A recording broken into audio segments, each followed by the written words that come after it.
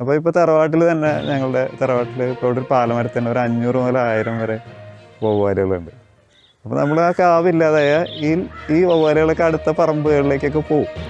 അപ്പോൾ തീർച്ചയായിട്ടും മനുഷ്യ സമ്പർക്കത്തിൽ വരും. അപ്പോൾ നമുക്ക് അങ്ങനെ ഈ സൂക്ഷ്മജീവികൾ നമ്മുടെ ശരീരത്തിലും വരാം. അപ്പോൾ എനിക്ക് തോന്നുന്നത് വെച്ചാൽ നമ്മൾ മഹാമാരിക്കെതിരെയുള്ള ഏറ്റവും നല്ല പ്രതിരോധം എന്ന് പറയുന്നത് വാക്സിൻ.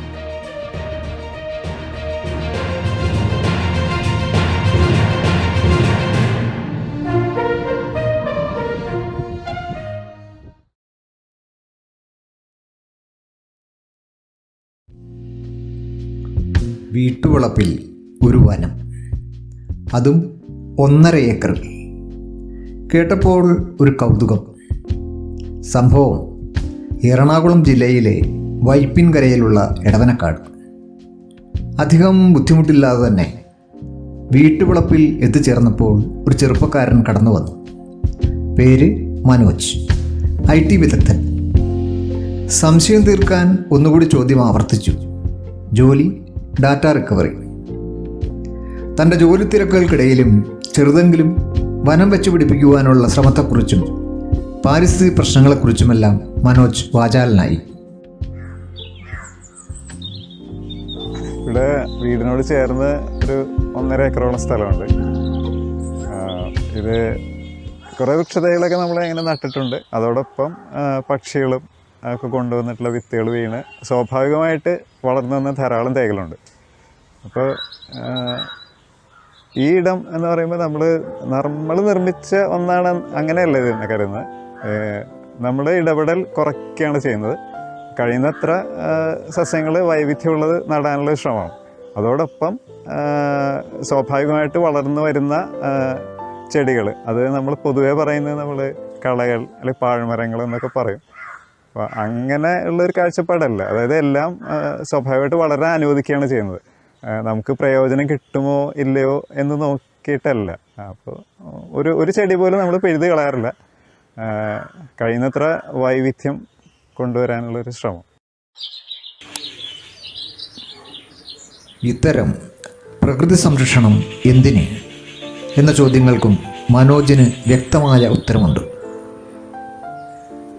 അപ്പോൾ ഇപ്പോൾ തറവാട്ടിൽ തന്നെ ഞങ്ങളുടെ തറവാട്ടിൽ ഇപ്പോൾ ഒരു പാലമരത്തിൽ തന്നെ ഒരു 500 മുതൽ 1000 വരെ വവ്വാലുകളുണ്ട്. അപ്പോൾ നമ്മൾ ആ കാവില്ലാതായ ഈ വവ്വാലുകളൊക്കെ അടുത്ത പറമ്പുകളിലേക്കൊക്കെ പോകും. അപ്പോൾ തീർച്ചയായിട്ടും മനുഷ്യ സമ്പർക്കത്തിൽ വരും. അപ്പോൾ നമുക്ക് അങ്ങനെ ഈ സൂക്ഷ്മജീവികൾ നമ്മുടെ ശരീരത്തിലും വരാം. അപ്പോൾ എനിക്ക് തോന്നുന്നത് വെച്ചാൽ നമ്മൾ മഹാമാരിക്കെതിരെയുള്ള ഏറ്റവും നല്ല പ്രതിരോധം എന്ന് പറയുന്നത് വാക്സിനല്ല, ഇതുപോലെയുള്ള വൈൽഡ് ഹാബിറ്റാറ്റ്സിനെ സംരക്ഷിക്കുക മാത്രമാണ് ഒരു വഴി. അപ്പോൾ നമ്മുടെ മഴക്കാടുകളും പശ്ചിമഘട്ടവും ഒക്കെ ഓരോ വീട്ടുവളപ്പിലും അതിന് സൗകര്യമുള്ളവർ തങ്ങൾക്ക് താല്പര്യമുള്ള വൃക്ഷങ്ങളോ സസ്യങ്ങളോ നട്ടുപിടിപ്പിച്ച് വരും തലമുറകൾക്ക് മാതൃകയാകണമെന്നും അദ്ദേഹം പറയുന്നു. ഞാൻ ചെയ്തു തുടങ്ങിയത് 24 വർഷം മുമ്പാണ് ഞാൻ നട്ടു തുടങ്ങിയത്. പക്ഷേ ഇത് ഈ മറ്റ് സ്ഥലങ്ങളിലൊക്കെ എല്ലാ പറമ്പുകളിലൊക്കെ നമ്മൾ ഇങ്ങനെ തീയിടും. അതുപോലെ ഈ പറമ്പിലും ഏതാണ്ട് 20 വർഷത്തോളം തീയിട്ടൊരിടമാണ്. അപ്പോൾ നമ്മൾ നടും കുറേ എല്ലാം തീയിട്ട് പോയിട്ടുണ്ട് ശരിക്കും പറഞ്ഞാൽ. അപ്പോൾ പിന്നെ ഇപ്പോൾ കഴിഞ്ഞൊരു 8-9 വർഷമായിട്ട് നമ്മൾ ഒരു ഇല പോലും അങ്ങനെ കത്തിക്കാറില്ല. കിട്ടുന്ന ജൈവവസ്തുക്കളെല്ലാം പൊതുവായിട്ടിടും. അപ്പോൾ നമ്മൾ മഴക്കാലത്ത് മുളച്ചു വരുന്ന തൈകളെല്ലാം സ്വാഭാവികമായിട്ട് വളർന്നു വരും. ഇപ്പോൾ പലപ്പോഴും നമ്മൾ കാണുന്നത് പറഞ്ഞാൽ ശുചീകരണത്തിൻ്റെ ഭാഗമായിട്ട്, അതായത് പറമ്പ് വൃത്തിയാക്കുമ്പോൾ സംഭവിക്കുന്ന ഈ ജൂൺ ജൂലൈ മാസങ്ങളിൽ സ്വാഭാവികമായിട്ട് മുളച്ചു വരുന്ന സസ്യങ്ങളെല്ലാം നഷ്ടപ്പെട്ടു പോകും. അത് നല്ല വൃക്ഷങ്ങളുണ്ടാവും, ഔഷധ സസ്യങ്ങളുണ്ടാവും. ഇതൊക്കെ നമ്മൾ പുല്ലാണ് അല്ലെങ്കിൽ പാഴ്മരമാണെന്ന് പറഞ്ഞ് ഒഴിവാക്കാനാണ് ശ്രമിക്കുന്നത്.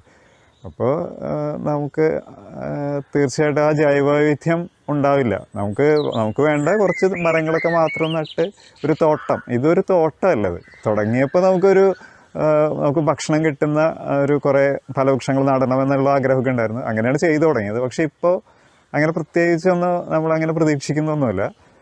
മറ്റുള്ള ജീവജാലങ്ങൾക്കും കൂടി പ്രയോജനമാവട്ടെ എന്ന് കരുതിയിട്ടാണ്. അപ്പോൾ അതുകൊണ്ട് അതായത് ഇപ്പോൾ പലപ്പോഴും നമ്മൾ ഈ ശലഭങ്ങളെ ഇപ്പോൾ ശലഭോദ്യാനങ്ങളൊക്കെ ചെയ്തു തുടങ്ങിയപ്പോൾ നമുക്ക് മനസ്സിലായൊരു കാര്യം, ഈ കുഞ്ഞു ശലഭങ്ങളുടെ എല്ലാം ഈ ആതിഥേയ സസ്യങ്ങൾ, ഹോസ്റ്റ് പ്ലാന്റ്സ് എന്ന് പറയുന്നത് ഈ പുൽവർഗ്ഗങ്ങളാണ്. അപ്പോൾ നമ്മൾ ഒരു പുൽക്കൊടി പോലും നമ്മൾ പറിച്ച് കളയാൻ പാടില്ല സത്യം പറഞ്ഞാൽ. അപ്പോൾ അതുകൊണ്ട് ഇപ്പോൾ കഴിയുന്നതും അങ്ങനെ ഇടപെടൽ കുറയ്ക്കുകയാണ്, കഴിയുന്നത്ര ഇടപെടൽ കുറയ്ക്കുക. പിന്നെ ഒരു വാഴ വയ്ക്കുകയാണെങ്കിൽ അത് നടാനുള്ള ഒരു കുഴി ഉണ്ടാക്കും. ആ പ്രദേശം മുഴുവൻ വൃത്തിയാക്കുന്ന ഒരു പരിപാടിയില്ല. അപ്പോൾ ഇങ്ങനെയുള്ള ഇടങ്ങൾ കുറഞ്ഞു വരികയാണ്. അപ്പോൾ നമ്മൾ കുട്ടികൾക്കൊക്കെ ഇത് വന്ന് കാണുകയും കുറച്ച് കാര്യങ്ങൾ, അടിസ്ഥാനപരമായ കുറച്ച് കാര്യങ്ങൾ പറഞ്ഞു കൊടുക്കാനുള്ള ഒരു ലേണിംഗ് സ്പേസ് അത്ര ഉദ്ദേശിക്കുന്നുള്ളൂ. ഇതൊരു തോട്ടമല്ല, ഇവിടെ പ്രത്യേകിച്ച് അങ്ങനെ കാണാനൊന്നുമില്ല. അപ്പോൾ വലിയ പ്രതീക്ഷയോടെ വരുന്നവർക്ക് അത് ചിലപ്പോൾ നിരാശയായിരിക്കും. കാരണം അങ്ങനെ ഒന്നുമില്ല ഇവിടെ. ജൈവ വൈവിധ്യം നിലനിർത്തുവാൻ അതിൻ്റെ സ്വാഭാവികമായ വളർച്ച ആവശ്യമാണെന്ന് മനോജ് ചൂണ്ടിക്കാട്ടുന്നു. അപ്പോൾ ഈ മണ്ണിറങ്ങാത്ത കുട്ടിയോട് നമ്മൾ പശ്ചിമഘട്ടം സംരക്ഷിക്കണം അല്ലെങ്കിൽ മഴക്കാട് സംരക്ഷിക്കണം എന്ന് പറഞ്ഞാൽ ആ കുട്ടിക്ക് അത് മനസ്സിലാവില്ല. അപ്പോൾ നമ്മൾ നമ്മുടെ വീടിനോട് ചേർന്നുള്ള കുറച്ച് ഇടങ്ങളെങ്കിലും നമുക്ക് ചെയ്യാൻ കഴിയും. അപ്പോൾ നമുക്ക് താല്പര്യമുള്ള സസ്യങ്ങൾ നട്ടുകൊണ്ട് ഈ ഒരു മാതൃക സ്വീകരിക്കുക, ഒരു കാവിൻ്റെ മാതൃക അല്ലെങ്കിൽ ഒരു കുട്ടിവനത്തിൻ്റെ മാതൃക സ്വീകരിച്ചുകൊണ്ട് നമുക്ക് ആവശ്യമുള്ളൂ. ഇപ്പോൾ നമുക്ക് ഫലവൃക്ഷങ്ങളിലാണ് കൂടുതൽ താല്പര്യം ഉണ്ടെങ്കിൽ ഫ്രൂട്ട് ഫോറസ്റ്റ് ഉണ്ടാക്കാം. അതല്ല ഒരു ഔഷധ സസ്യങ്ങളാണ് താല്പര്യമെങ്കിൽ ഒരു ഔഷധ കാട് ഉണ്ടാക്കാം, ഒരു ഹെർബൽ ഗാർഡൻ പോലെ. അതും വനത്തിൻ്റെ മാതൃകയിൽ ചെയ്യാം. അപ്പോൾ മുളങ്കാടുകളിൽ ചെയ്യാൻ താല്പര്യമുള്ളവർക്ക് അതും ചെയ്യാം. കഴിയുന്നത്ര വൈവിധ്യം വേണം. കഴിയുന്നത്ര മോണോക്രോപ്പിലേക്ക് നമ്മൾ പോകരുത്. ഒരു മോണോ കൾച്ചറല്ല നമുക്ക് വേണ്ടത്. വൈവിധ്യം ഉണ്ടെങ്കിലേ അത് നിലനിൽക്കുള്ളൂ. അത് നമുക്ക് ചുറ്റും നോക്കിയാൽ കാണാൻ പറ്റും. ഒരിടം ഒരു 5-10 സെൻറ്റ് നമ്മളൊന്നും ചെയ്യാതെ കുറച്ച് നാൾ, ഒരു 4-5 വർഷം വിട്ടാൽ തന്നെ അവിടെ തന്നെ സ്വാഭാവികമായിട്ട് കുറേ സസ്യങ്ങൾ ഉണ്ടായി വരും. അപ്പോൾ കഴിയുന്നത്ര വൈവിധ്യം കൊണ്ടുവരാൻ നമ്മൾ ശ്രമിക്കുക. നമുക്കും നടാം. അതോടൊപ്പം അത് ഓരോ വ്യക്തിക്കും അവരവരുടെ ഇടത്തിൽ അവരവർക്ക് ഇഷ്ടമുള്ള തൈകൾ നട്ട് ആരംഭിക്കാതെ അത് കഴിയുന്നത്ര നോൺ വയലൻ്റായിട്ട് കാര്യങ്ങൾ ചെയ്യാൻ ശ്രമിക്കണം. ഒരു ജീവിയെ പോലും നോവിക്കാതെ. കാരണം അവരൊക്കെ ചേർന്നാണ് ഈ ഇടം ഉണ്ടായി വരുന്നത്. അപ്പോൾ അതുകൊണ്ട് നമ്മൾ ശാസ്ത്രീയമായി പഠിച്ച് അങ്ങനെ വിദഗ്ധരുടെ സഹായം തേടി അങ്ങനെ ചെയ്യേണ്ട ഒന്നാണെന്ന് എനിക്ക് തോന്നുന്നില്ല. അത് കാര്യങ്ങൾ പഠിക്കാം, നമുക്ക് പുസ്തകങ്ങൾ വായിക്കാം, കഴിയുന്നത്ര ഇടങ്ങൾ പോയി കാണാം, അതൊക്കെ നല്ലത് തന്നെ. പക്ഷേ നമ്മുടെ പ്രവർത്തനങ്ങൾ ഇപ്പോൾ പൊതുവെ കാണുന്ന ഒരു രീതി എന്ന് പറഞ്ഞാൽ നമ്മളിപ്പോൾ കുറച്ച് സ്ഥലം നമുക്ക് കിട്ടിക്കഴിഞ്ഞാൽ ആ സ്ഥലം ഉടനെ JCB കൊണ്ടുവന്നിട്ട് കംപ്ലീറ്റ് ക്ലിയർ ചെയ്യും. ആ ഒരു ചെടി പോലും അവിടെ ഉണ്ടാവില്ല. ആ രീതിയിലല്ല ഇത് ചെയ്യേണ്ടത്. ഉള്ള സസ്യങ്ങളെ നിലനിർത്തിക്കൊണ്ട് കഴിയുന്നത്ര ആഡ് ചെയ്യാൻ മാത്രമേ പാടുള്ളൂ. അല്ലാതെ ഉള്ളത് അത് എന്ത് ചെടി ആയിക്കോട്ടെ നമ്മൾ പിഴുത് കളയരുത്. പ്രത്യേകിച്ച് ഇപ്പോൾ കാലാവസ്ഥാ വ്യതിയാനം, ആഗോള താപനമൊക്കെ ഉള്ള ഒരു സമയത്ത് ഒരു തൈ നട്ട് അതൊരു വൃക്ഷമായി വരിക എന്ന് പറഞ്ഞാൽ അത്ര എളുപ്പമുള്ള കാര്യമില്ല. കാരണം നമുക്കറിയാം കാലാവസ്ഥ ഇനി നമുക്കൊന്നും പ്രെഡിക്റ്റ് ചെയ്യാൻ പറ്റില്ല. അപ്പോൾ ഉള്ള സസ്യങ്ങൾ നിർത്തിക്കൊണ്ട് വേണം എല്ലാ പ്രവർത്തനങ്ങളും ചെയ്യാൻ. എക്സിസ്റ്റിംഗ് ലാൻഡ്സ്കേപ്പിനെ തൊടാതെ നമുക്കിത് ചെയ്യാൻ പറ്റും. അപ്പോൾ അങ്ങനെയാണ് ചെയ്യേണ്ടതെന്നാണ് ഞാൻ കരുതുന്നത്. ഇപ്പോൾ തൈകൾ നമ്മൾ നഴ്സറികളെ ആശ്രയിച്ചല്ല, നമ്മൾ വിത്തുകൾ നമ്മൾ തന്നെ ശേഖരിക്കുന്നത്. അത് പാകി മുളപ്പിച്ച് തൈകൾ ഉണ്ടാക്കും. എന്നിട്ട് നമ്മൾ തന്നെ പോയി നട്ടു കൊടുക്കും സ്കൂളുകളിലും കോളേജുകളിലും ഒക്കെ. അത് കുട്ടികളുടെ പങ്കാളിത്തം കൂടി ഉറപ്പാക്കിയാണ്. അതായത് നമ്മൾ വെറുതെ ആദ്യം കുറേ നാൾ ധാരാളം ആയിരക്കണക്കിന് തൈകൾ ഇങ്ങനെ വിതരണം ചെയ്യുമായിരുന്നു. അപ്പോൾ ഇപ്പോൾ അത് കുറച്ചുകൊണ്ട് വരികയാണ്. അങ്ങനെ വെറുതെ അങ്ങനെ ഫ്രീ ആയിട്ട് നമ്മൾ ഡിസ്ട്രിബ്യൂട്ട് ചെയ്തിട്ട് കാര്യമില്ല എന്നുള്ളത് മനസ്സിലായി. സംരക്ഷണം, അതായത് ഇത് നട്ട് സംരക്ഷിക്കാൻ തയ്യാറുള്ളവർക്ക് മാത്രമേ തൈകൾ കൊടുക്കുന്നുള്ളൂ. അങ്ങനെയുള്ളവർക്ക് എത്ര തൈ കൊടുക്കാനും നമ്മൾ തയ്യാറാണ്. അതോടൊപ്പം കുട്ടികളുടെ പങ്കാളിത്തം ഉറപ്പാക്കുകയും വേണം. അപ്പം നമ്മൾ വിത്തുകൾ, ഇപ്പോൾ വിത്ത് ശേഖരണം എന്ന് പറയുന്നത് എല്ലാ 365 ദിവസം ചെയ്യുന്നൊരു കാര്യമാണ്. നമ്മൾ ഒഴിഞ്ഞ പറമ്പുകൾ, കാവുകൾ, വഴിയോരങ്ങളിൽ നിന്നെല്ലാം വിത്തുകൾ ശേഖരിക്കും. അതോടൊപ്പം KFRI, കേരള ഫോറസ്റ്റ് റിസർച്ച് ഇൻസ്റ്റിറ്റ്യൂട്ടിൽ നിന്നുള്ള വിത്തുകൾ, അവിടെ സീഡ് സെൻ്റർ ഉണ്ട്, അവിടെ നിന്നെല്ലാം നമ്മൾ വിത്ത് ശേഖരിക്കും. എന്നിട്ട് മുമ്പ് ഫ്രൂട്ട് ട്രീസ് ആയിരുന്നു പ്രധാനമായിട്ടും. ചക്കക്കുരു, മാങ്ങാണ്ടി, ആഞ്ഞിലി, പേര, ഇതുപോലെയുള്ള ആത്തച്ചക്ക, സീതപ്പഴം, ഇങ്ങനെയുള്ള ഫലവർഗ്ഗങ്ങൾ ഉള്ള, അതായത് ഫലവൃക്ഷങ്ങളെ വിത്തുകളാണ് ശേഖരിച്ചിരുന്നത്. ഇപ്പോൾ അങ്ങനെയല്ല. ഇപ്പോൾ എല്ലാ വിത്തുകളും ശേഖരിക്കുന്നുണ്ട്. വനവൃക്ഷങ്ങൾ, തണൽ മരങ്ങൾ, കുറ്റിച്ചെടികൾ, അതുപോലെ ഈ ശലഭോദ്യാനങ്ങൾ ഉണ്ടാക്കാൻ വേണ്ട ആതിഥേയ സസ്യങ്ങളുടെ വിത്തുകൾ എല്ലാം ശേഖരിക്കുന്നുണ്ട്. എന്നിട്ട് നമ്മൾ പാകി മുളപ്പിച്ച് തൈകളുണ്ടാക്കും. എന്നിട്ട് ഈ തൈകൾ നമ്മൾ കൊണ്ടുപോയി, ഇപ്പോൾ ഒരു സ്കൂളിൽ പറയുകയാണ് നമുക്ക് ഒരു ഫലവൃക്ഷത്തോട്ടം ഉണ്ടാക്കണമെന്ന് പറഞ്ഞാൽ നമ്മൾ നമ്മുടെ തൈകളുമായിട്ട് പോകും. അതോടൊപ്പം അവർക്കും പങ്കാളികളാവാം. ഇപ്പോൾ ഓരോ കുട്ടിക്കും വരുന്ന ഒരു 50 കുട്ടികൾ പങ്കെടുക്കുന്നുണ്ടെങ്കിൽ അവർക്കും അവരവരുടെ വീടുകളിൽ നിന്ന് ഇതുപോലെ തൈകൾ ഉണ്ടാക്കി ഒരു കുട്ടിക്ക് വളരെ എളുപ്പത്തിൽ ചെയ്യാവുന്ന ഒരു കാര്യമാണിത്. അതായത് നമ്മൾ കഴിക്കുന്ന മാങ്ങാണ്ടി, ചക്കക്കുരു, അല്ലെങ്കിൽ ആത്തച്ചക്ക, ഇതിൻ്റെയൊക്കെ വിത്തുകൾ പാകി മുളപ്പിച്ച് തൈകൾ ഉണ്ടാക്കാൻ, ഒരു 100 തൈ ഉണ്ടാക്കാൻ ഒരു പ്രയാസമില്ല. അപ്പം അവർ ഈ ആക്ടിവിറ്റിയിലേക്ക് കൊണ്ടുവരിക എന്നുള്ളതാണ്. അതായത് നമ്മൾ ആയിരക്കണക്കിന് തൈകൾ ഉണ്ടാക്കി എല്ലാ സ്കൂളുകളിലും വിതരണം ചെയ്യുക അല്ല നമ്മുടെ ലക്ഷ്യം. കുട്ടികളെ, അതായത് ഒരു കുട്ടിക്ക് ഒരു വീട്ടിൽ എന്തൊക്കെ ചെയ്യാൻ പറ്റും, അല്ലെങ്കിൽ ഒരു രക്ഷിതാവിന് എന്തൊക്കെ ചെയ്യാൻ പറ്റും.